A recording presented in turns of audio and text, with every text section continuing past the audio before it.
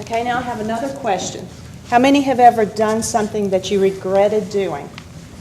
Okay, everybody's hand again. Think back of one incident where you did something that you regret doing. And think of what you were feeling at the time that you did what you now regret. And put a word to that feeling and give me those words. Angry. Anger. Frustrated. Stupid. Stupid. Remorseful. Remorse. Guilty. Guilt. Oh, that's a good one. Oh, let's put Gene down. Shame. Fear. Yeah. Regret. Embarrassed. Regret. Embarrassment. Sabotage.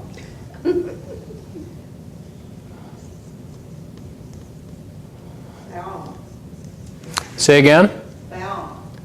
Bound. Bound. Bound. Bound. Okay. Limited.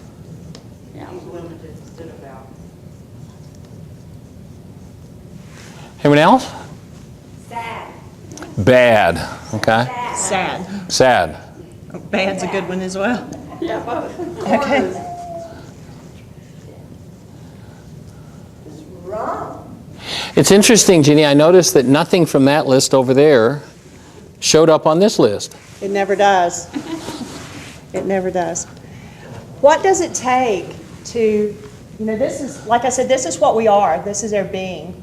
And it's our description of ourselves. These are just things that we've done or felt. This is not who we are. So what has to happen to take a being, I could say named Hitler, but let's take it even more personal and put your own name there. What does it take to take a being named Jeannie to start doing things like this? It's a lot of thumbprints put on by the world. It makes me think of a time when Michael and I, a couple of years ago, went to the Salvation Army, and we were serving a meal. And there was a lot of people that lived on the street that came in. And this one woman came in, and she had on everything she owned. I mean, she had on pants and shorts and skirt and a dress and a jacket and, just everything. She had so much clothes on, she looked like the Michelin Man. And, it was warm in there, and she was sweating, and it was like, why don't you take some of that off so you'll be more comfortable while you eat? And she would not take it off because that was like her security. It was all she had, and she had to hang on to it. And that's what we do. We've put all these layers. This is still who we are. It's who we were born to be, and it's still who we are. And then we've just put layers and layers and layers of this on top until you can't see who we are. Our true being is hidden. So the tools that Michael's going to present today is a combination of naturopathic medicine, science, psychology, theology, and rich in the Aramaic language.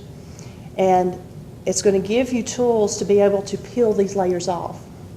But having the tools is one thing. You might have a toolbox at home that's got hammers and screwdrivers and things in it, but if you never use it, the tools don't do you any good. And so life with tools is being awake and alive.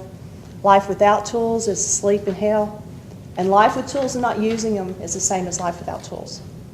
So I invite you to put the pen to the paper and use the tools that he presents. And I'd like to, at this time, turn it over to my loving husband and wonderful teacher, Michael. Thanks, sweetie.